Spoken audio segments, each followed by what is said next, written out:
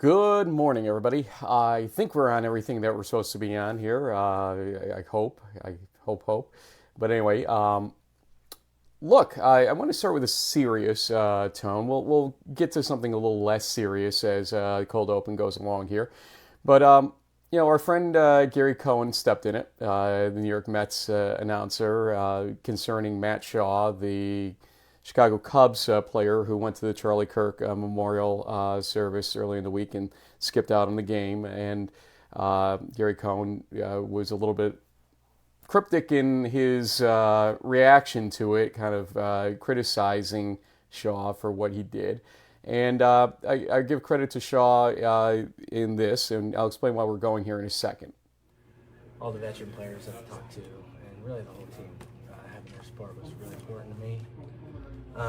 And then, Charlie, he was someone that I met at the apartments in Arizona where I lived, and then someone who was one of the biggest Cubs fans I ever met. And he texted me after every game, great win for the Cubbies, and he was super, super supportive of us, and obviously someone who's really faithful, so we connected on that front as well. But yeah, his wife Erica had texted me asking me if I would come to the funeral, and I felt as though it was something that was really important for me to do. Are you concerned about the backlash, because there is a lot of politics involved with this? Yeah, absolutely. I'm not concerned at all. No, my connection with Charlie was through our faith. That's something that drives me every day. That's the reason why I'm able to do what I do every day, and that's something I'm extremely thankful for. I know without my faith and without the many blessings I've been given in my life that I wouldn't be here able to talk to you guys, able to help this team eventually go and win championships. So that's something I feel really, really blessed about. So whatever backlash comes is okay. I feel strong about my faith and that what was meant to be happened.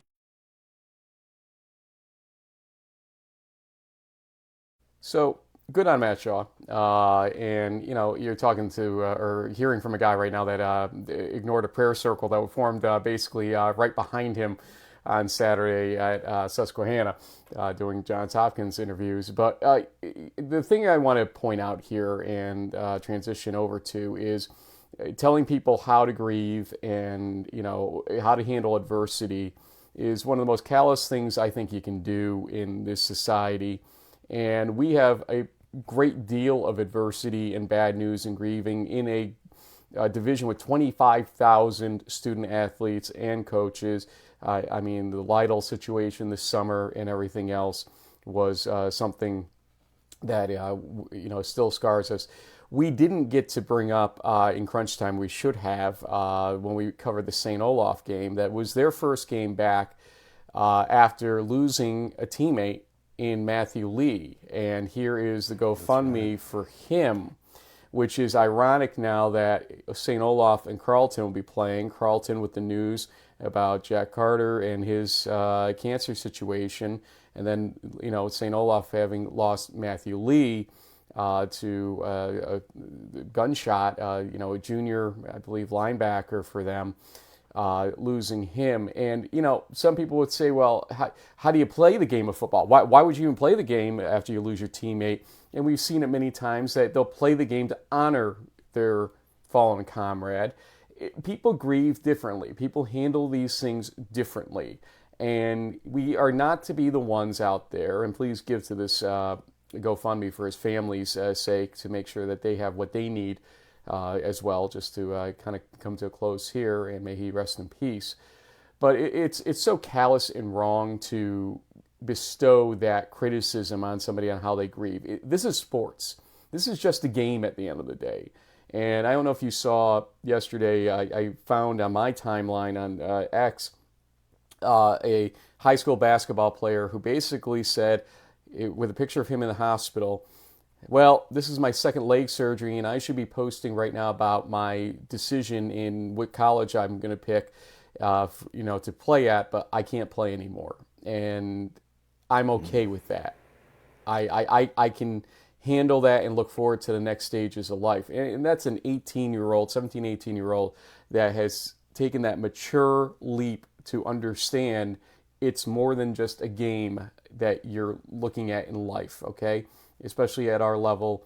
Okay, so Matt Shaw, yeah, maybe he's making lots of money, but he knew what he was putting at risk to do what he did. And Gary Cohn, it's not for us to tell athletes, student athletes or otherwise, how to handle their grieving, their adversity, etc. That's just my thought on it. Anything you want to add, feel free to. No, I mean, like I that is a good call out about the Ole player that unfortunately passed away. It was kind of the wrong place, the wrong time, and it definitely adds an extra level of gravity to that GOAT Trophy game this weekend in Minnesota. But I think like what we saw last week on Crunch Time with Jack Curtis, if you have the mental resilience to handle some of the bad news that life. I mean, I just found out this morning that one of the guys in our kind of Orlando music community, I'm a little scratchy this morning because I was screaming my head off with my friends last night at a concert from 7 to 10. But yeah, this guy Brian just passed away. He's not that much older than I am, and is known pretty well in the music community here, and everyone's kind of shocked. So you never know when things like this happen, and you just have to circle up with your friends, family, and people you care about, and just be grateful for the time you have. Well, condolences to you and all of your friends that had that loss as well. Now that I've completely, shot the whole cold open fun start thing, let me turn things around for a second here, so that we can figure out a way to grieve with a little bit of better approach here. So this morning, I before I knew I was going there, I worked with Grok to say, hey, we don't have a cold open yet. Couldn't find much video footage out there from different teams for this week. It's a quiet week. Let's not kid ourselves. Kind of a quiet week for D3. Exactly. So it's like, give me some thoughts on ways to start our cold open fun. Grok thinks that it can do better than we can, I think, in terms of setting up topics and discussions. So it said, I aim for edgy, humorous angles that could incorporate multimedia-like clips. Well, we're not going to do that, but I'm going to give you the storylines that Grok thinks we should cover. The 58-year-old freshman phenom Tom Sillo at Lycoming. Spotlight the viral story of a 58-year-old powerlifter turned D3 nose tackle chasing his dream after 33 years in the workforce. Edgy twist. In D3, we don't have NIL deals, we have midlife crises. Meet Tom Sillo, older than your coach, tougher than your lineman, and probably still paying off student loans. Oh my God. Or D3 upsets higher divisions. This should be up the third division's alley today. Highlight Adrian's win over SCS Valparaiso or other cross-division shocks. Funny, edgy. D3 teams beating FCS squads. Next up, us challenging the NFL, because in Division 3, we're not underdogs, we're the plot twist. Okay. Interesting. How about this one? Lightning delays in marathon games. From the Titans' 5.5-hour win over D2 Roosevelt with 2 long delays, our edgy humor here is Mother Nature tried to cancel D3 football, but we outlasted her. If your game's longer than a Marvel movie, you're doing it right. And finally, absurd high-scoring shenanigans. Lean into the 152-point record game. Coast Guard dropped 92. That's not football. That's a video game glitch. In D3, we score more points than excuses for why you skipped a leg day. And there you go. That is AI's take on edginess in our D3 headlines. Finally, hopefully, Frank, we can bring some AI, like actual intelligence to some of this stuff today. There are only 87 games, and most of them in Region 1 and 2 coming up this weekend. Regions 4 through 6 only have like 33 games total. There's no top 25 versus top 25 matchups at all. But there are a couple of key games coming up, and I think you're going to be at least 2 of them. So we'll get there. Here's one that's lining up with Coach Bainey putting out the bye week's over. They're back. It's a night game at Grove City. I will be attending it. Our discussion will be turning to this in a moment as our guest is in the queue. I can see him already, and I'm sure he doesn't appreciate the fact that they're going to have over 5,000 people cheering on necessarily the Grove City team, according to what this is suggesting. But we'll talk about that I think here. He's okay with that. I think he's like Well, brilliant. he's going to be the heartbreaker. I get it. That's a good point. But we'll get to him in a moment as we start this show. Folks, it's Friday Live for Week 4 coming up here on Season 18. By the way, happy 17th anniversary to us as of Tuesday, or Wednesday, excuse me, Wednesday. Wednesday, yeah. The 24th Wednesday? Yeah, 24th. it's 26th, Yep. so yeah. 17 Happy years? 17. Man. Yep. It's 18 seasons. Here we go of In the Huddle. Yeah.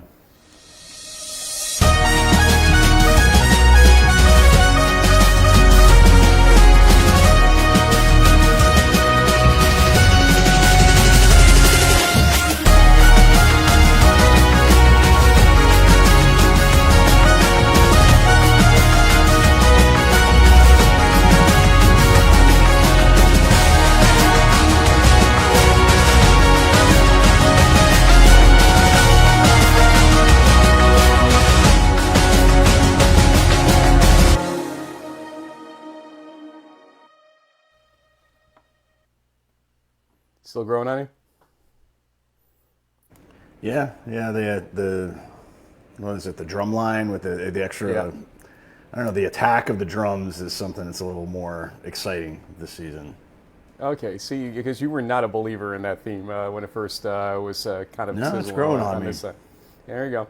Well, let's Yeah. grow on everybody with some previews. Let's start with our first two regions quickly here so that we can get to our first guest. And we'll start in Region 1, as in-region and in-conference play dominates now. And you'll see JB looking all good in his purple again. So it's almost like you're in the picture live right now here. I'll find a way maybe someday to do this. We'll figure it out. But anyway, I just don't, you've my got... face doesn't look as stupid as that picture, though. Dude, if you could see my eye, I have one eye open. If you could look really closely, yeah, that was about the extent of what I could pull out of that. Anyway, Lev Val, Del Val, you have this. Go ahead. Why is this your game of the week? Actually, I see you're drinking coffee. I'll say Trinity Williams is mine because I went to this game last year. Go ahead. You got it. Well, these are longtime MAC rivals, and even though, we saw Kings barely get by FDU Florham. It seems like the MAC is wide open, and even though Del Val is 2-0, like they barely beat Albright last week or something. This could be a game that Lev Val wins potentially. It feels like the MAC is wide open, so all of these matchups are going to be pretty critical. It'll be interesting to see how this league shakes out because Del Val just doesn't seem to be as unstoppable as they have been in the last decade or so. I'll run through the rest here for you. You've got the Little Army-Navy game, which is technically correct when you say it's Merchant Marine versus Norwich in these situations, although others have other ideas on that. But either way, Norwich wins last week, breaks their losing streak, but this is a severe upgrade in opponent against Merchant Marine, so we'll see how this one goes. Bridgewater State, Framingham State, a MASCAC scenario here. Where Framingham State has had to really, claw wins out to get to 2-0 in the MASCAC. We'll see how they do against Bridgewater State, who disappointed me last week a little bit on how they played against, I think it was Plymouth State in that game. Yeah. Trinity and Williams, I went to this game, I was just saying last year. This year, Williams is sitting at the 2-0 spot, so Trinity has a chance to really upset Williams and give Tufts the catbird seat, more or less, in the NESCAC, assuming Tufts continues to win. And Western New England, University of New England, a lot of New England going on there. But WNE has a tall task because University of New England is the undefeated team. We'll go to the other games on this page. Springfield MIT is new MAC startup as well there. Stevenson, FDU, Florham. I can't believe we're looking at 3-0, 0-3 on those two teams on that one. Coast Guard and WPI, somebody check the lights of the scoreboard to make sure that they can actually handle it. Keystone and Maine Maritime, I don't know if we count this game or not. We're still waiting from the NCAA for official information on that. We're going to be waiting for a while. And yeah, no kidding. We finally got the acknowledgement that the tie counts, okay, from Rowan and Case, so at least we know that now. And that's kind of it for that. Let's kind of move along here to make sure we get our guest on here expeditiously. And this is Region 2, Washington and Jefferson, Grove City. It's my game of the week, obviously. It's a clean slate for W&J coming off a bye week into PAC play. I mean, they're 0-2, but this game could turn everything around. This is kind of a must-win for them in a number of different ways, and I think they know that. We'll ask John in a second. But we got Susquehanna, Christopher Newport. This could be a very enticing game because Christopher Newport is going to throw the kitchen sink at Susquehanna and could win it for that matter. I know Perk was just thrilled by the fact of the offense he's going to be facing when we were talking about it at Susquehanna. But, if any defense can handle Christopher Newport, what they throw at them, it is Susquehanna. So we'll see who gives on that one. JB, Hobart, if it could go ahead. Yeah, this is a pretty big game from the Liberty League and maybe even the playoff perspective. I mean, if Hobart loses, their season, at least from a postseason perspective, other than an ECAC Bowl, is over. Ithaca is looking to kind of reestablish themselves as the kings of the Liberty League, and they have a lot to be confident about. I mean, Hobart has never won at Butterfield Stadium in 18 tries. I mean, I don't know why. It just seems like my Statesmen haven't been able to pull off a win down there. Other programs have, like Union and RPI and others, but the Statesmen haven't figured it out yet. So if they want to continue on from the success of last year, this is a must-win game for them. Well, again, must-win kind of fits the bill for a couple of the Region 2 games. We'll look at the rest of the undercard later on after we finish this interview, but let's talk about one of the two games I am attending this weekend, and we're representing both games, actually, and our guests today. This will be the nightcap for me, and we're going to bring in from W&J senior wide receiver John Peduzzi. And John, we appreciate you coming on, and you kind of heard me. You'll see on the bottom of the screen. I'm calling this a must-win game. What's the team feeling like heading into this game? Is that the mentality about everything from coaches and everything else? Yeah, pretty much. I mean, I think the rest of the season is a 8-0 mentality for us, but we're going to take 1 week at a time. So 1-0 it is, and of course, every game for us wants to be a must-win, but unfortunately, that hasn't happened the past 2 weeks. So we're coming in here thinking that, I mean, we got to win. They got a great atmosphere. It's going to be a fun game. It's going to be a good time, and we're hoping to come out with a W. So. I've been there before for a night game against Carnegie Mellon, and let me tell you something. You're right. It's an atmosphere for sure out there, so be ready for that. JB, go ahead. Well, we originally wanted to have John on the show in the preseason. We kind of got our signals crossed, but we've had you on the radar for a long time because I believe starting this year you have the most total yards receiving of any active D3 receiver. And look at you, in 2 games, you already have over 200 yards and 3 touchdowns, so you're doing something right. You're not too far away from breaking 3,500. I wouldn't be surprised if you go over 4,000 in your career this season. Tell us a little bit about these first 2 games, John. I mean, obviously not the outcomes that you want, but you've had the bye week. Are there any lessons learned from the and to be fair to you guys, like you ended up having 2 teams on your schedule that all of a sudden have had this resurgence, so no one saw that coming. But what have you guys learned from the tape? What have you learned that you can kind of take into this game where the slate is clean and everyone's 0-0? Yeah, against Utica, I mean, it was a rough game. First game, everyone has their excuses for first games, but we didn't score enough. We put up 31. They had a great quarterback that, I mean, props to him. He lit us up, but there was a couple times that our drive stalled. We got down the red zone. We didn't score. Same story for him in Sydney, I think. Great football team. Coach Lavara, he used to be a D coordinator for us, but he went over there. He created this great program, and they're thriving right now. So best of luck to them. But there was a couple times also there where we didn't score enough, and we turned the ball over 3 times, and we just left some points out there that we know that we could score with, and that would have helped us thrive. We almost came back there in the end, but it just wasn't enough. But for Grove City, we kind of have the same plan. It's just at score every drive. They like to hold the ball. They're a run heavy team. They'll sling it though, but they like to hold the ball, keep possession, and we just need to succeed on every opportunity we get. Coach Sirianni in the preseason, I noticed was a little bit wry about the idea of the, let's say, respect level that your team was getting, after last year, basically, winning for all intents and purposes in the pack and how it played out, or, being kind of like the top level team in the pack, and people weren't necessarily giving that credit back when we got to the preseason.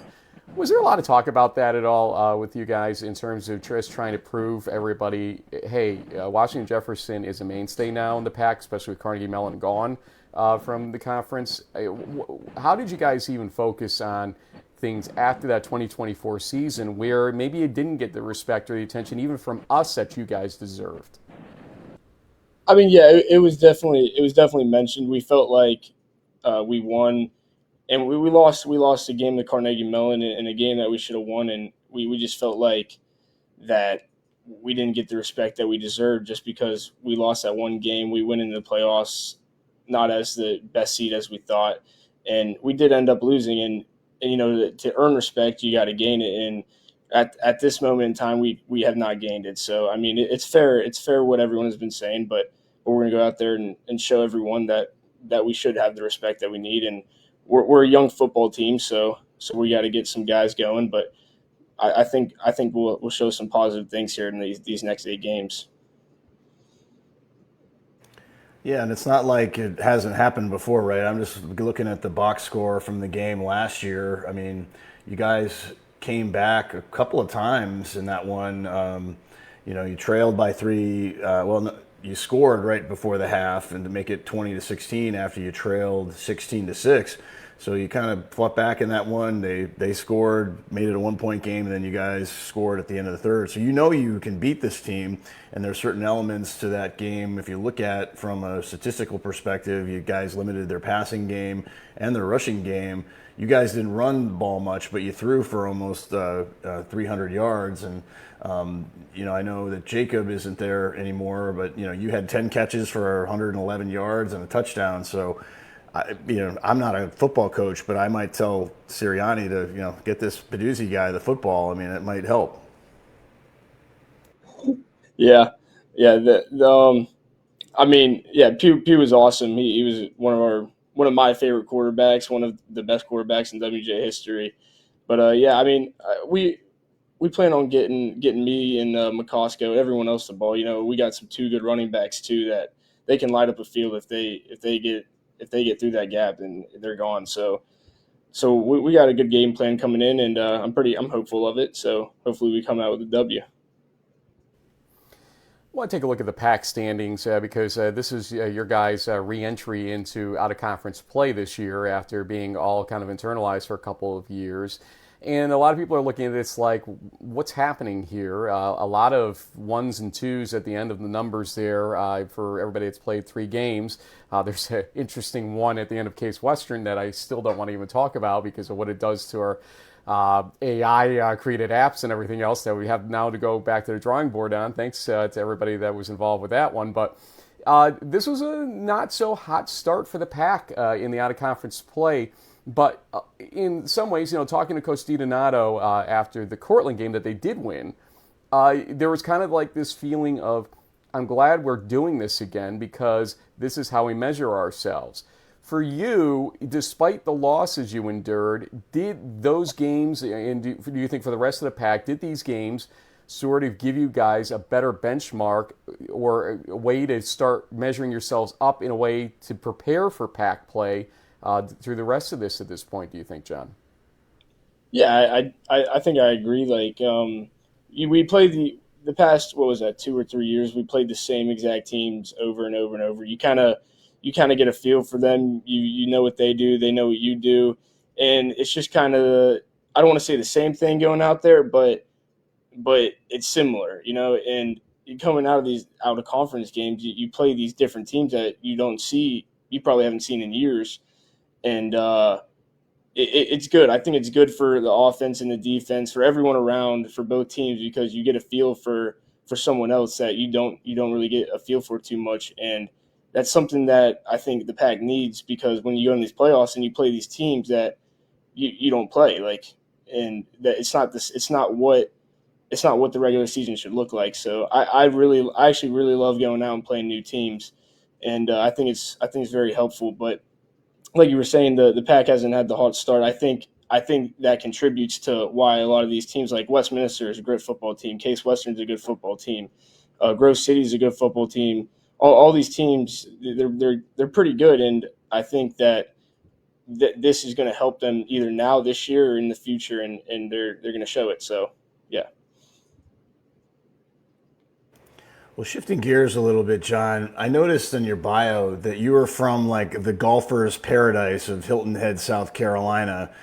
Maybe you have a 3 handicap or something, as well. But how does a guy from South Carolina end up in Pennsylvania of all places? I mean, I'd love to hear the story about how you made that journey. And I mean, obviously you've had an amazing career with the Presidents. Speaking of beating new teams, I remember when you beat my Hobart Statesman in the ACHA Bowl. I think that was maybe your freshman year.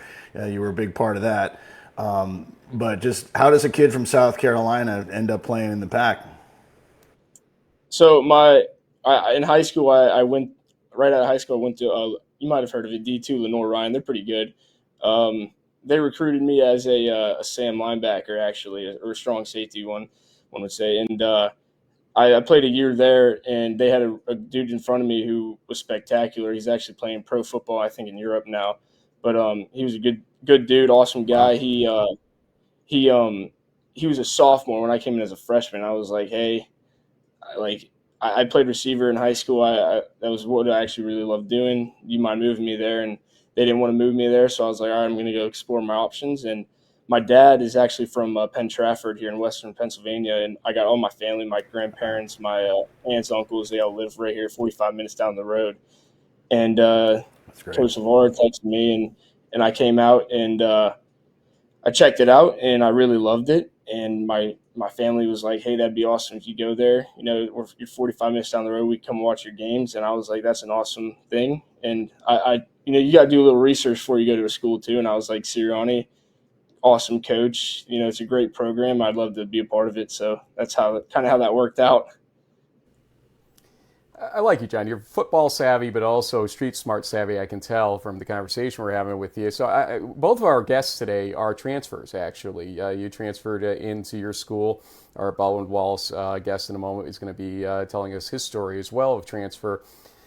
You've seen the transfer portal absolutely below wide open here in your time, and I was talking with Josh Ehrlich said that the other day, and Josh was a Marist guy, goes over to Susquehanna and having a great go of it. But then the question becomes, as things start changing in Division One over the next couple of years, with things kind of closing in a little bit for walk-ons and pushing them down levels, how do you see this affecting football in Division Three now that you've had your stint in Division Three and everything else? Do you think this is necessarily a good thing or a bad thing, or neither, for the division and the football that I think you've come to enjoy in terms of small school football per se, and how it plays out as somebody that used the transfer portal essentially to get to where you are right now? Yeah, I've had this conversation with a lot of people. I genuinely think the transfer portal is not a bad thing in itself, but it's when you bring in all the money and everything, then I think we've seen it at the D1 level, especially right now. It kind of makes the game look like the NFL, where you have quarterbacks transferring from, like the dude from Tennessee went to UCLA.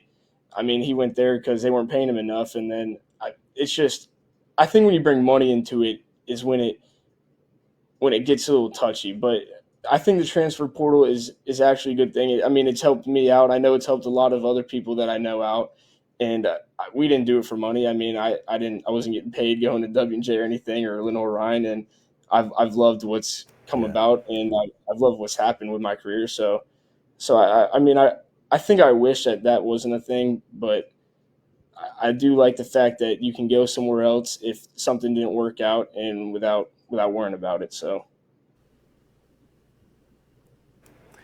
John, I mean, your senior season, like I've already said, lots of accolades with thousands of yards, lots of touchdowns. And actually, the other ironic thing I actually ask a question, is that you and George, the guest from Baldwin Wallace, have another thing in common, in that you both are averaging over 100 yards a game. You in receiving, him in rushing. So, it's like a double here. It's pretty awesome.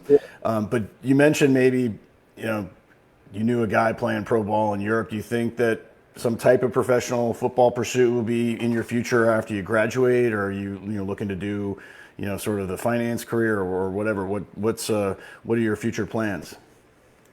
Yeah, so I would actually love to. It's been in the talks with some people, and I might give it a try. I mean, I play receiver, but I'm also a pretty good long snapper. Some don't know, but I don't do it in college because we do have a dude who's just a permanent long snapper, so he's pretty good.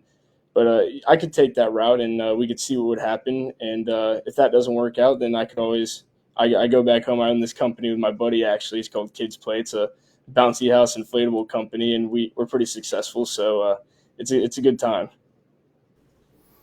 I like that. Okay, Well, John. I will say really quick, Frank, as a dad who used to have really young kids, the bouncy house thing is awesome because they get so tired and they just conk out. It's the greatest. So you got to love the bouncy house when you got little children, man, and they've got so much energy. Just like, all right, guys, just go have fun in there. An hour later. Yep, exactly. Well, a family fun day up in my village here. We employed like 10 bouncy houses. People were like, "You're insane to have that many," and we're like, "No, trust us," and everybody loves it. So there you go, John. I've got the most important question, possibly of your career, coming up right now. Before we let you do your shout outs, who's the better coach, Nick or Mike Sirianni? John, go ahead. Oh boy, let's see. I mean, I got to go with Mike. I don't know Nick too well, but Mike for me, he's been awesome. He loves talking about Nick. Him and Nick have a great relationship. I know that, and Yeah.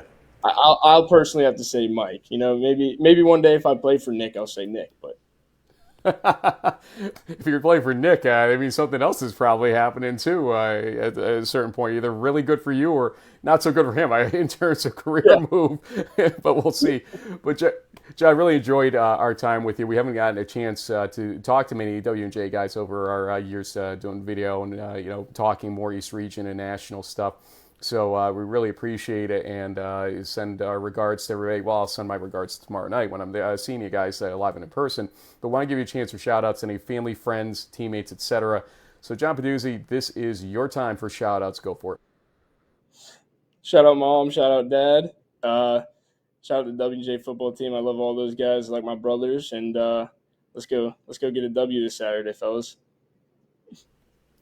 It's going to be a tall task, but you know what? If anybody can pull it off, it's W&J in that atmosphere, and so I look forward to it. I'll be kind of leg weary after the Mount Union Baldwin Wallace game, I'm sure. Drive another hour and a half, hour 45 to get to the game, but I already told Coach Briggs, or Professor Briggs, I should call, to save me the Princess parking up front so that I have a place to park, because I know it's going to be an atmosphere there.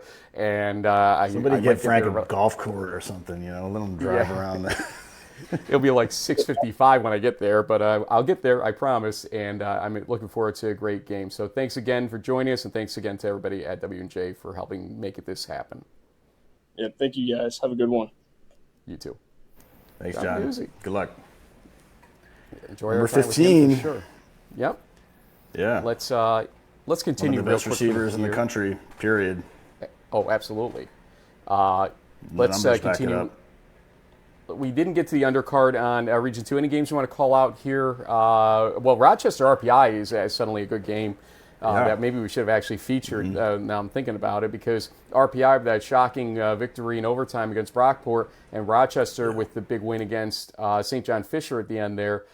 This sets up as a very important game for Rochester. Rochester moving to 4-0 with a win versus RPI, if that were to happen in Troy, would really be a game changer, I think, in the Liberty League. What are you thinking?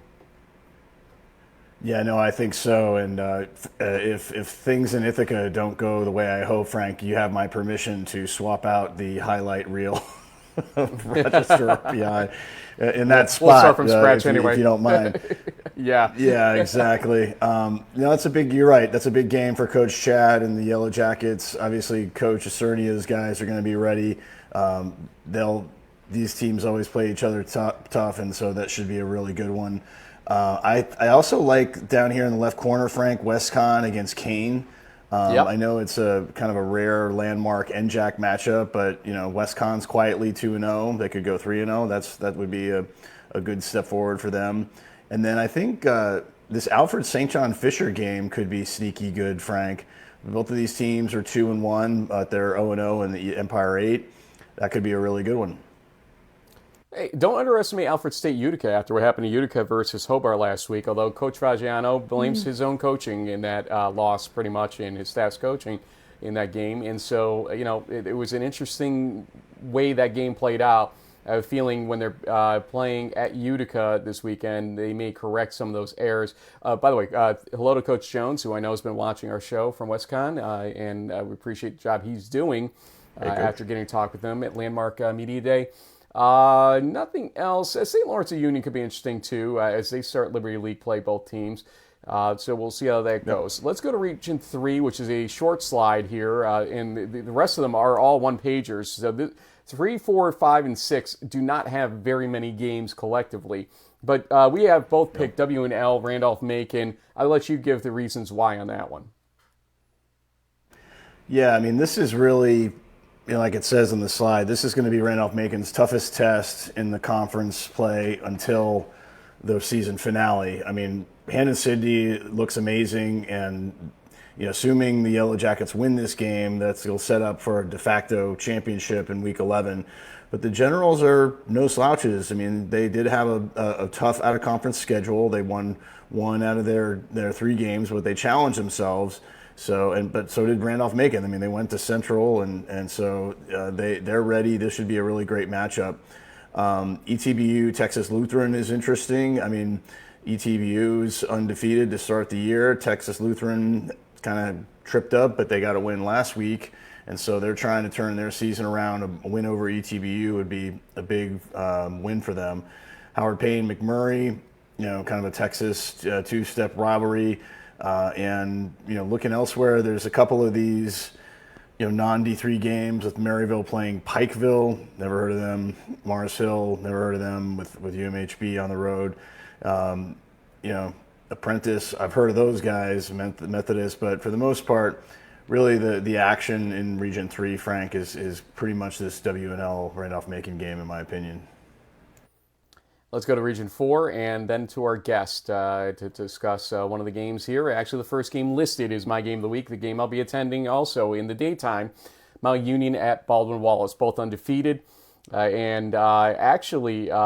is Mount Union's first foray into OAC play. I'm looking, I didn't realize that Baldwin Wallace has played 2 games in the OAC already, yet Mount's played 0. That's an interesting start. I've never seen the schedule do that before, but now that they have one less team with John Carroll, maybe it created some schedule problems, and they had to cover it that way. But as we wrote here, perhaps the only major test Mount will get in the OAC. We'll see if that's true or not, obviously, as the season progresses. Marietta is raising her hand saying, hey, what about us? But, this is a big one. Yellow Jackets 3-0, outscoring their opponents by an average of 32 points, but those teams were not Mount Union, and we'll talk about that in a couple moments and show what the history was with our guest George Linberger coming up in a second here. But also we'll finish off here with Alma versus Hope, your game of the week. Alma, this is an absolute must-win here because they have to win their conference right now, JB. Yeah, pretty much. And the fact that Hope looked a little mortal last weekend, only beating Mount St. Joe's by a touchdown, maybe this is a chance for Carter St. John and the Scots to get back on the national map. I mean, Hope has been pretty dominant the last year plus, and Alma has struggled. They've lost 2 or 3 games, but if there was a chance for them to kind of turn things around, this is it. And it's a big road game for them, and so I picked that one for my game of the week. The other game that's pretty interesting in the MIAA is Trine Albion. both of these teams have a long history playing each other. It's the conference opener for both, and this one could go either way. Well, let's go back to the first game that was on that slide, my game of the week, the other game I'm attending, as I said, in the daytime on Saturday. I believe we've had one other guest from Baldwin Wallace, if my memory serves, in our time on the show, but I've never attended. And he was a running back, too. Yes, he was. I do remember this We got now. a thing for running backs. But this is the first time I'm attending an OAC regular season conference game. I've attended non-conference games before, like Westminster versus Mount Union, but I've never attended an actual in-season OAC game like this. So here we go, and we got a good guest here with us, George Linberger, junior running back from Baldwin Wallace. And George, really appreciate you joining us. And what's the mood for the team heading into this big game with you guys sitting at 3-0 and Mount at 2-0 right now for a game that you know is going to be a tough one? First, I just want to say thank you guys for having me on. I really appreciate getting to talk to you guys about some football on a Friday morning. But just kind of looking at the game, our biggest thing is just staying within ourselves and playing the game that we know how to play. I feel like in years past, while I've been here, we've kind of tried to make this game something bigger than it is, and that's kind of hurt us early on. And really just playing free and going out there knowing playing like we know how to play. Yeah, well, I wonder what's going on there at Baldwin Wallace, George, because I'm looking at your background here, and last season you led the team with 485 rushing yards and 3 touchdowns. In the first 3 games of this season, you have 414 yards and 5 touchdowns. You are well on your way to a 1,000-yard rushing season and probably a double-digit touchdown one. Did you guys buy some extra pizzas for the offensive line or something? It seems like the running game has sort of taken the next level. You've sort of taken another level here. Was it sort of the off-season prep and the work you put in the weight room? Is it the execution? What's going on in this running game? You especially, you're averaging 8 yards per carry. I mean, wow. Yeah, so last season I got hurt around week 5 and week 6 and just kind of played throughout the rest of the season to just finish it off, help the team out as much as I could. But looking at the offensive line, we've definitely improved heavily. Our off-season program was great this season. We had a really good group of about 70, 80 returners, and we all just bought in, knowing that what we have to do in the off-season is what's going to translate to the regular season. And I feel like we've done a really good job of that so far and kind of bringing those freshmen along at the beginning of camp, whether that be scout team reps or even just in the weight room. We've definitely stepped up our game. Well, let's take it a step further and look at those games. As I promised, we've got the 3 games here and the rest of the schedule. Wittenberg is no slouch, and beating them 31-13 is obviously something that started to grab some eyeballs on that. But, Wilmington has had an interesting up and down the last few years. But to beat them 63-21 again, it's big. Capitals had their challenges. We're not going to cover for that. 40-47, though, you did what you're supposed to do in that game. Mount didn't play last week. You guys did. And you've got 2 OAC games under your belt. As I said coming into this, which was bizarre to me how we've underlapped the schedule, I guess maybe is the way to say it. But talk to me about how you guys are feeling with respect to those first 3 games and what they mean. What do you take away from those games, even though they were routes? What are you guys really learning about yourself in the first 3 games of the season that's going to be key to this game number 4, this game versus this team named Mount Union? I would say just seeing what we're really have our strengths at and seeing kind of what kind of type of depth we have as well. A lot of those games, we kind of take our starters out in the second half and kind of let our second string guys play, and getting them good reps at the beginning of the season is huge. As making a playoff push, you need more than just your starters. You need more than just 22 guys.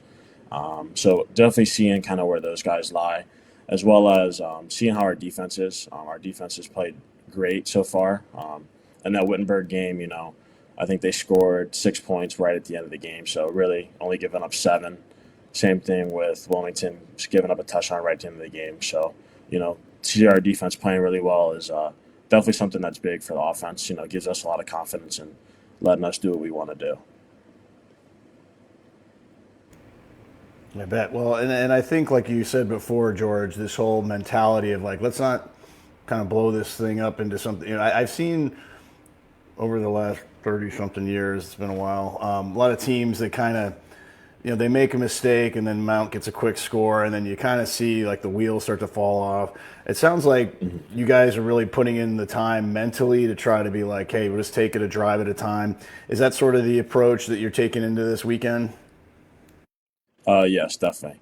Kind of just like I said, staying within ourselves and know what we can do. I feel like we're a very good team, and I know they're also a great team, and really just trying to focus on ourselves. Like, don't play into, the past 20, 30 years, whatever it's been. Focusing on this present day and really just trying to get the job done.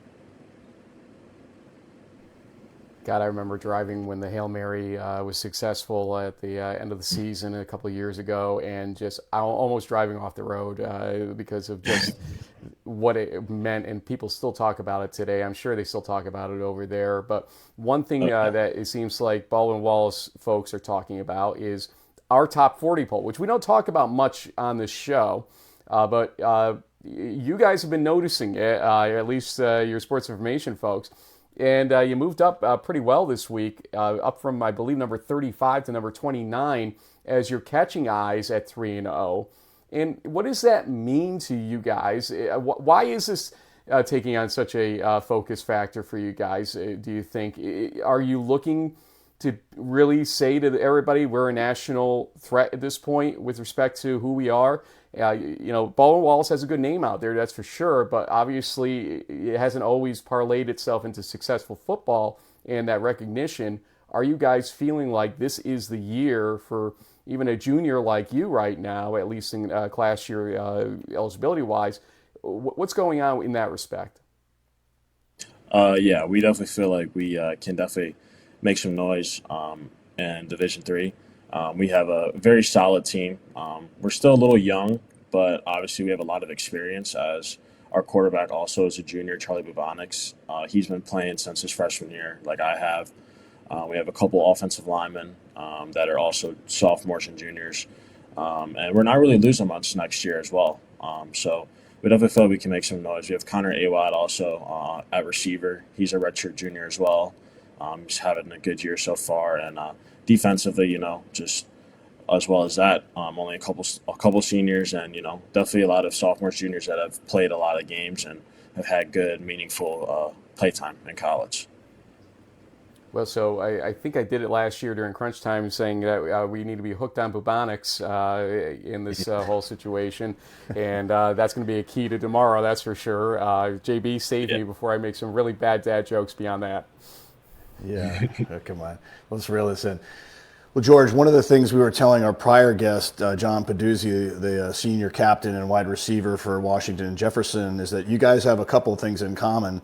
Not only have you both averaged 100 yards a game and scored at least a touchdown in every game of the last 2 to 3 games you played in, but you guys are both upper division transfers. He came to D3 from Lower Rain. Is that how you call it, Frank? I'm never good with the names of these things. But you started your career initially at Youngstown State before you transferred to Baldwin Wallace.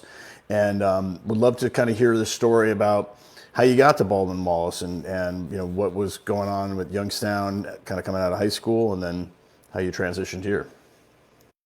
Okay, so pretty interesting story. My senior year in high school, I actually tore my ACL in the preseason. And knowing that I wanted to get recruited and definitely get my film out there, I actually played my entire senior season with the torn ACL.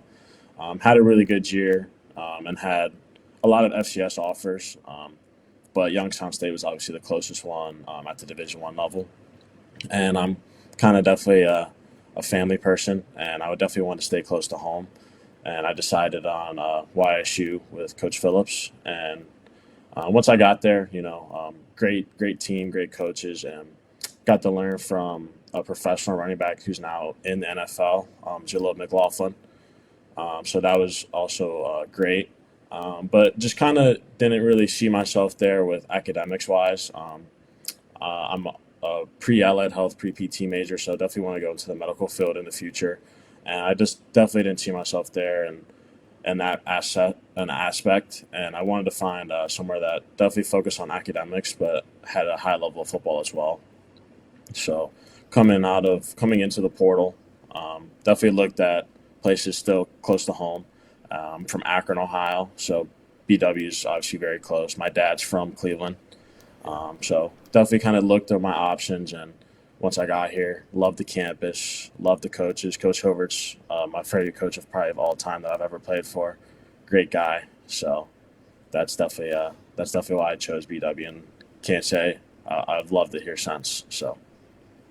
Both of our guests have exemplified the goodness of the portal, and I wish they would have some check the box and tell us a story that really justifies why you're in this portal beyond football mentality. Both of you had family scenario. You have your academic scenario included on that, which is huge, and best of luck in the track you're taking. That's awesome. But not everybody's got that track with respect to the transfer portal. So I'm glad to hear the stories today to make me feel better about what is going through the portal, because I'm a little bit bearish right now about what's in front of us moving down the line, and I think where we're going with that. But congratulations on that track, like I'm saying. Well, you've got a big game tomorrow, that's for sure. Yep, we can let you downplay it as much as you want, but it's our job to upplay it as the correspondents we are. I will hopefully get to meet you tomorrow at some point in time. But get ready for it. Send our best to everybody. I will bring my best tomorrow. And thanks everybody for getting this together in the first place. We appreciate it. But before we let you go, we let you do shout outs, any family, friends, teammates, etc. So George Linberger, it is your floor to take shout out. I just want to shout out my mom, my dad, my sister, Coach Silver. Thank you for letting me do this with this opportunity, and just my whole team. Let's get it done tomorrow. Let's show what we've been working on. So. Well, I'm looking forward to being entertained at the very least out in that sideline. So I'm wishing for a really, really good game. And George, if that's happening, you're going to be a part of it. I can tell right now. And Hooked on Bubonics as well. So, we'll see how this goes. Best of luck. We'll see who's going to remain undefeated tomorrow after that melee at Baldwin Wallace. Thanks for joining us. Thank you guys so much. No problem. Nice to meet you, George. Good luck. Wow. Boy, I'll tell you, every week we do this on live shows with the student-athlete guests, and you hear the stories, you hear what they're aiming for and everything else, and you're just like, wow. First off, I feel like a dumbass half the time, to put it bluntly, about things I was looking toward when I was a freshman or sophomore in college, comparatively. Yeah, and these guys out there ish together, that's for sure. But just the maturity that they're facing things with, like I said about even that 17-year-old the other day on X, who's reached that mature approach of, well, sports is over for me. So always glad to hear these guys who represent their schools so well every week that we do this, it seems like. And kudos to the SIDs and the coaches that say, hey, you should talk to this one because they're X, Y, or Z, and then we even dig deeper into the backstory, and we're like, oh wow, we've got 2 transfers. We didn't even know it until this morning when we were looking through everything. So great on them and great on their schools for having them be part of this. JB, let's go back to our rundown of games this weekend. DePaul, Wittenberg. We were talking about Wittenberg not that long ago. That could be an interesting game for sure in the NCAC, as both teams are 1-0 in the conference. I see Denison, Wabash, Kalamazoo, Calvin, Frank. I mean, look at that. Yes, that should be right on the board. Why isn't that my game of the week? Come on. 3-0 versus 3-0 for all those Kalamazoo fans. I had them right at the top with Calvin as the leaders of the MIAA, at least before the conference play starts. Congratulations on whatever your parlay was to get it there, because I'm sure it was not a straight, 2 times parlay scenario on that. Let's go to Region 5. Coe and Wartburg, both of our games of game of the week. Big game. And I had to shorten the text on this one badly because when we both pick it, we only have so much room here. But you can see what the general gist is. the Co offense versus the Wartburg defense. Something's got to give. And JB, what do you think? Oh wait, we got predictions coming up, so I'm not going to do that to you yet. But you're right in so far as something does have to give here. Wartburg's defense has really kept them alive in these games. Their offense, we're questioning a little bit. Co got into a shootout of sorts, if I remember correctly, with River Falls at the end of it, at least.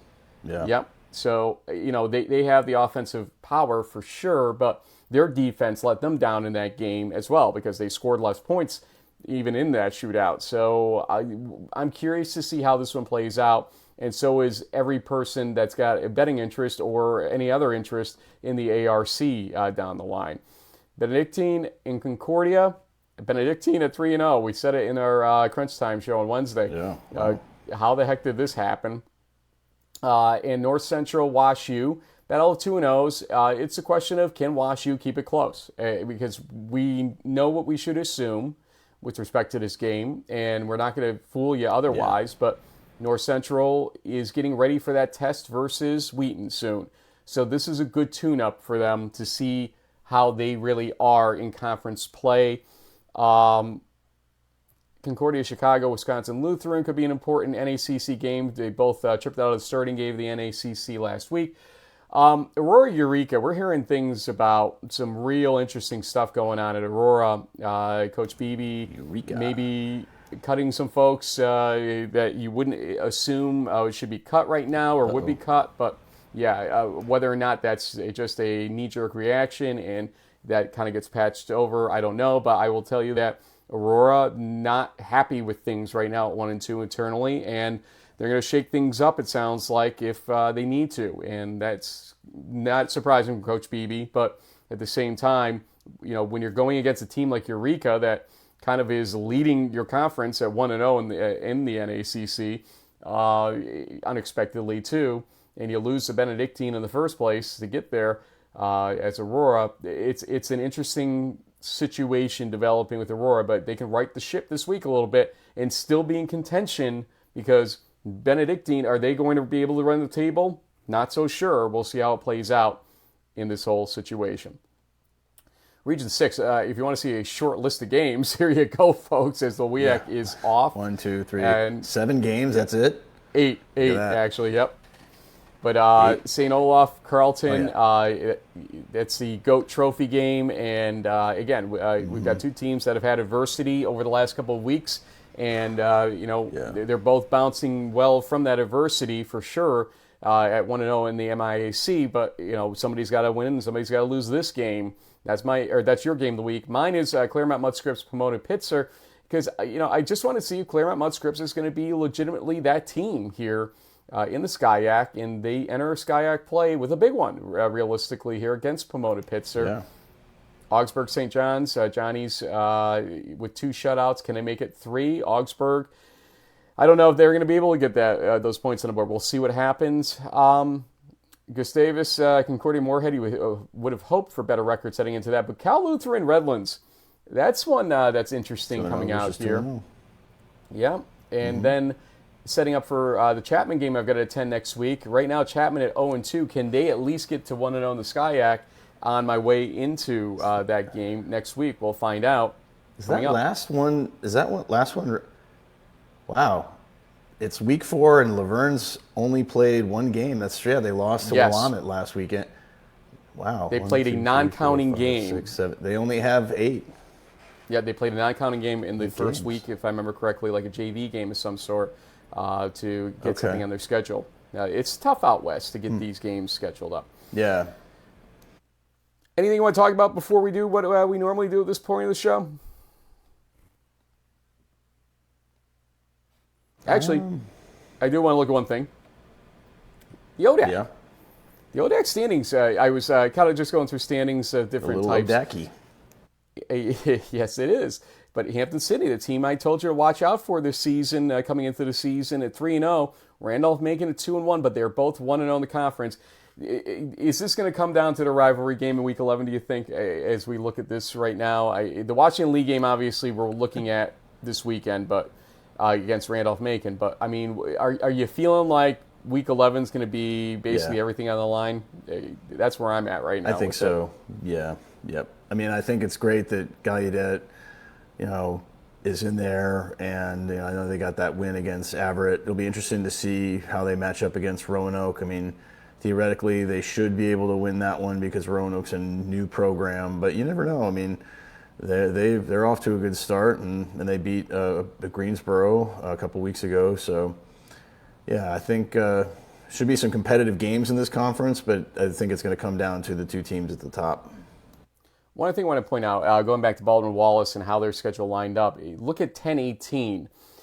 They still have a game against Rose Holman. Yeah, Rose Holman. And, the interesting thing here is that if they lose tomorrow, I mean, I know they don't want to look at it this way, but that's their job again. If they lose, they could go 8-2 with the schedule of Wittenberg and Rose Holman as their out-of-conference teams and possibly get away with getting an at-large. Well, I'm just saying, where's their baseline for an at-large? 8-2 is very possible, right. I think, as you look at how the conference performed overall. I mean, it wasn't the best of outings for the OAC. Obviously Mount had. What's the Heartland wins. standings? Pull those up real quick, Frank. Oh well, that's going to take me a half second. I will try to hear though. Go ahead. What's your point though? Why you're raising it? Well, what if Rose Holman wins the Heartland, right? So that would definitely buoy the MPI situation. I know you put out a tweet last night around sort of the FAQ around what MPI is. I know that one of our favorite trolls and burner accounts is saying that they don't want to see that kind of stuff, but we're trying to make it less complicated, less technical, less graphical and all that crap. So, hopefully that will help answer God questions. forbid you understand. Yeah. Yeah, I mean, that's the whole point. Try to understand it in plain English. But, okay, Rose Holman's 0-3. Well, yeah. The good news for Baldwin Wallace fans is that the chances of 9-1 are looking a lot better now. True, but look, Rose Holman will probably finish 5-5 if I had to guess in this conference. I don't think they're that. I think they just had bad roll of it in, Albion, for instance, a team that just is Jekyll and Hyde this season. They lose to them 25-17 in the last game. And, against Hanover coming up, that's a game they need to win, and we'll see how they do with it. Not a game we're predicting, though, coming up here in a second. But, this is where weeks 4, 5, and 6, this is the heart of figuring out who is real and who is not in this whole equation, okay, as they begin their conference play in most conferences and everything else. So just be ready for that. Sounds like you got to be ready for something else. I think we are. You got a clock on the screen. You've got a game on the screen. Watch your head. Low clearance. Yeah. We had a little discussion about this earlier because we want to give you the better score strips or game strips at the top of the screen, folks. So, JB, we got 20 games to do. We got to start the clock here, and let's see if I can start it the way I was just trying to. No, I can't. So here we go. Now it starts with Lebanon Valley, Delaware Valley. I'll let you start it. All right. Well, Lev Val's got a loss to F&M. They beat FDU. Del Val lost to Hampden-Sydney, which now that loss doesn't look as bad given how good Hampden-Sydney is. They beat up Kings, and they barely beat Albright. Yeah, I'll go with the Aggies. They just mean, I think, like that kind of a game is something that's going to light a fire under Coach Isgro. He's going to want to get his guys back on track. I'll take Del Val to win. Low-scoring game, 17-13. I will take Del Val as well, probably by the score of 31-10. I actually think they're going to have a good bounce game there. Army-Navy, USMMA, Norwich. I would start this one. I just think Merchant Marine's got too much power behind them. And so I'm going to pick them to win this game by final score on the road. It won't be that distant, I don't think, because of the on-the-road part, 30-20. Yeah, I'm going to go with the Mariners. I think the sea takes the land in this one. Triple option will be going 38-17. Bridgewater State, Framingham State. Go ahead. I've I know. picked for the Bears a couple times. I feel like I've gotten burned, so I'm going to go with the Rams at home. They didn't look great last week, but they found ways to win, and maybe that's going to be the story of this team's season. They won last week, 14-10. So I'll take this one a little bit more points, but like 24-17 Rams. That defense was looked really good in terms of how they stopped things multiple times in that game. So I will take Rams safe for the same reasons at home. 17-9, actually, I was going to go with. So there you go. Trinity versus Williams. Look, Coach Ray, I love you, man. I think Trinity knows they have to win this game. This is a big one, ultimately. So I'm going to give Trinity on the road the edge here, 21-20. Good game. What are you looking at? Who'd Williams beat? Yeah. Yes. So far, Williams, they beat Hamilton and Colby and Trinity. Their win was, they lost to Colby in week 1. What the heck? They beat Beats by 17. Man, what's going on over here? I'll take the Bantams. They're my hometown team from Hartford. It just seems like maybe that first game was just sort of a hiccup. So the Bants will hang on 21-17. New England. Take it.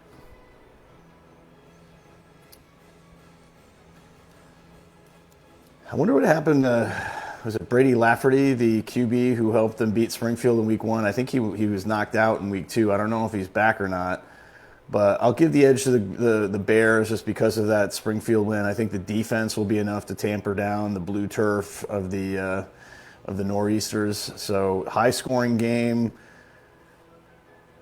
35-27, WNE. Yeah, I'm going to take WNE also. Again, it was my team to watch in Region 1 coming into the preseason. I've not left that. I mean, the Salve game, they should have won it. They had 82 different opportunities to do it, it felt like, at the end in that bizarre game. Western New England wins, I don't know. What do you think here? 31-24. Ooh, Washington and Jefferson, Grove City. This is not anything against our guest, John Peduzzi. Really enjoyed it a lot, but that atmosphere is going to be absolutely electric at Grove City, and that affects things. And in a game that might be a toss-up or a pick-em otherwise in my book right now, and Grove City bouncing back, with a bye week from that Mount Union situation, they're salivating here. I'm going to take Grove City in a classic. And why not give it the classic score, 28-24, Grove City? What the heck?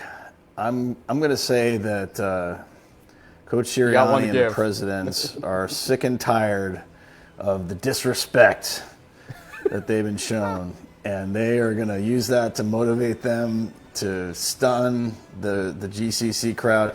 I mean, I love me some Wolverines, right? But I just have to, I've got a 1-game lead on Frank. If I'm going to throw one out there, why not? Let's go Presidents. Let's say John Peduzzi with the game-winning touchdown late, 21-20. Susquehanna, Christopher Newport. Can CNU pull the upset? Will they, according to you, for that matter? I don't think so. Susquehanna now, they've got Rashawn Lamons back, who's going to kind of crank things up. I think it'll be close at the half, and then the Riverhawks will pull away late. I'll say they win this one 38-24. For all the above reasons, 40-25 in my score. We got to move along a little bit here, so let's get a little quicker on these. Hobart, Ithaca. I'm going to say that Ithaca is still the class of the Liberty League, although it's going to be interesting, I think, here, how things play out with that Rochester situation. So I actually do want to see how that game turns out, to see how this league's going to play out. But Hobart with that close win. Ithaca seems classy in this whole thing. I'll give them the win here, 24-10. Ithaca's classy, Frank? Just teasing out right now. Wow. It's not like He anyone said that. you know. He said I'm that. just teasing. I'm 0-2 picking for Hobart, and I'm 1-0 picking against them. So since we need somehow to break this Butterfield curse, I will. On paper, this looks like a game the Bombers should win, say 28-21. But you know where I stand. I'm going to hope for reverse psychology for another week. We'll see what happens. Washington and Lee, Randolph-Macon. Oh, to be clear, who did you pick in that last game, though? Hobart or Ithaca? I'm confused as you exited that thing. Ithaca. I said because I picked Utica. I thought you were going Hobart. Holy cow! I'm trying to keep my reverse psychology thing going. Really when I pick Hobart to win, they lose. When I pick them to lose, they win. I'm just trying to go with what works here. Okay, we got less than 5 minutes. I'll let you do this one. Go. Randolph-Macon 35-21. Yeah, making it easy. I think it's going to be 31-17, a little closer than I think what you had there. Next up, ETBU, Texas Lutheran. I just think ETBU is the class of this game, at least. Even on the road, Texas Lutheran struggled and at least has that win now under their belt. But in this last non-conference game, I think for ETBU, I'll give it to them by a final score of 41-20. Yeah, they've had some good wins, and by the amount you'd expect. So I'll go ETBU also. I think 35-21. Howard Payne McMurray for you? McMurray's been so close to winning all their games. I could see them pulling this off, but I'll give HPU the benefit of the doubt. I think 21-14. I'm tempted to pick McMurray with especially how things went against Hardin Simmons, but just not even getting a win outside of that game is bothering me, and Howard Payne getting the win out west and everything when they were supposed to be DOA on this season. So I'll give it to Howard Payne by a final score of 28-20 in that situation. Up next for me will be Mount Union Baldwin Wallace. Look, I want this to be close. I want this to be a great game to be able to cover it and everything else. And, do I want an upset? You always kind of want to have some kind of news-breaking situation when you're at a game, okay? That I'm not telling tales out of school, but Mount Union's going to win this game in my book, 34, make it 37, actually, to 20. Yeah, I am also hoping it's competitive, but we've seen in recent years with Mount Union, they just dominate until, either they win or lose the Stag Bowl, right? So you have to go with the Purple Raiders. I'm hoping it's a good one, but I'll say they win it 41-28. Alma, Hope, go. I will take the Flying Dutchman. Close call, 31-28. No, I don't think it's going to be that close, to be honest with you. 34-17, I take Hope on this one. Alma is struggling, and I don't know how they get this back. Trine versus Albion. Albion, I can't pick that on the right side of Albion to save my life. But since Trine puts out some quality content for us on the show, I'm picking Trine on this one because that's what matters in football as far as I'm concerned. So Trine, you'd let me down on the content this week, but for the first 2 weeks on our live shows, you had some good stuff for us. They win by the final score of 31-30 in a thriller. Yeah, I guess I'll embrace my Anglo-Saxon heritage and go with the Britons of Albion here. They had that close loss to Stevens Point, but they beat Bluffton and Rose-Hulman. We'll see what happens here. I'll say it's a 24-21 win for the Britons. Co Wartburg already on the screen for you. I'm going to pick an upset, I think. I think Brady Kelly and the Cohawks have so much offense that it's going to be tough for the Knights to keep up, especially if there's a turnover or something in here. I think it won't be high scoring because of the Knights' defense, but I think Co can win this game 28-24. Defense wins championships. Wartburg steps up here and wins the game 17-14.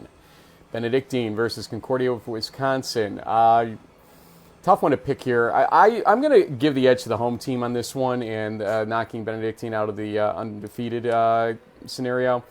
I just feel like CUW's got an interesting scenario going forward for them right now with that big win last week against Wisconsin Lutheran. So I'm going to say they win in a high-scoring game, 31-24. What the heck? I'll go with Benny, and they have a guy on their team named Moses. Seems kind of Yes. appropriate for a religious institution. So I'll send out a prayer that Benedictine's able to come up with an answer. Let's take the same score as last weekend's Luther Cup, 27-20, but Benedictine is my pick. North Central, Wash U. Give me a quick one. Yeah, right. NCC 52-10. You want to get killed? North Central wins this game 48-7. St. Olaf Carleton, the GOAT. With what Jack Carter pulled off last week, he may be the GOAT. And so I'm going to say the GOAT wins the GOAT for Carleton. High scoring game, 37-30. Yeah, I think so too. I'll take the Knights in a shootout, 42-35. Claremont Mud Scripts, Pomona Pitzer. I'm going to go with the Stags. I'm tempted not to with the home team situation here, but I will go with the Stags by a final score of 28-20. These after dark games are usually really good, and this might be one to watch for sure as I'm trying to get my butt back from Grove City to at least partway home. Yeah. I'll go with the. Are they really an away team because they're like right across the street? But yeah, the Stags with that win that'll buoy them. Pomona could only manage a field goal against Lewis and Clark, so I'll take Claremont to win this one, 21-17. Augsburg St. John's is the final game to pick here. Go. Johnny's 49 to, I'll say 7. I think the shutout streak finally ends, but they'll win big. I'll take the identical score, actually. So I'm with you on that one all the way. And, folks, that is it. We did go a little longer than 12 minutes, but to do 20 games in 12 minutes, it takes a Herculean effort as What's it is. this? We keep doing 20 games every week? You feature them. I just basically just take them straight from that. So, you know what? It's fun. It's fun to see how we do on this situation. How do you watch this week? I know how I travel this week to cover games, but how do you watch it this week, JB? That's your final say here on this week's show. Well, like I said, there's no top 25 matchups, and the games are kind of scattered. Pretty decent dose of noon kickoffs. To start with like the Rochester RPI game at noon. You've got and then a ton of 1 o'clock games with I think the main feature, well, really the 1:30 of Mount Union and Baldwin Wallace. But there's some other good 1 o'clock games like Susquehanna, Christopher Newport, Alma Hope, Mary Hardin Baylor, Mars Hill, if you're into that kind of thing, the cross-divisional deal. And then we start getting into the 2 o'clock games. There's actually a lot of those too. They kind of start with Case Western and Bethany. We got Denison Wabash, Roanoke, Gallaudet. And then in the 3 o'clock time slot, we got Juniata, TC&J. There's only like 4 or 3 3 o'clock games. You got a couple of 5 o'clock games. St. Lawrence Union is sort of a happy hour kickoff. Albion Trine is at 6. And then you've got 4 7 o'clock kickoffs with Kalamazoo Rhodes. Kalamazoo Calvin is at 7. Rhodes, Hendricks, Aurora, Eureka, Elmhurst, North Park, and there's that other game that you might be at, Frank, the WNJ Grove City at 7. That's probably the headliner for the 7 o'clock games, and then there's 3 SCIAC After Dark games with Kowloon, Redlands, CMS, Pomona Pitzer, Laverne Chapman. And that's a pretty full day of 87 games of D3 football. Well, JB, I was wrong the other day when I said Centennial has a bunch of Friday games coming up. Only one this season, from what I was told. Actually, I did not really? look far enough ahead. Not too So bad. Friday games are at a lacking stance for some reason now, and just a lot of Saturday action piled on top of each other is what we're in for the rest of the season. We'll bring it to you. I'm bringing you 2 games tomorrow on X, and JB will bring a lot more on his side of the X ledger with updates throughout the day. Exciting day of football, despite only having less than 90 games being played. We've got some good ones across the country. So stay tuned. We'll see you, folks. And crunch time on Tuesday, because I have to go out west on Wednesday. So we will be bringing you crunch time on Tuesday, come hell or high water. Hopefully neither. But thanks for joining us.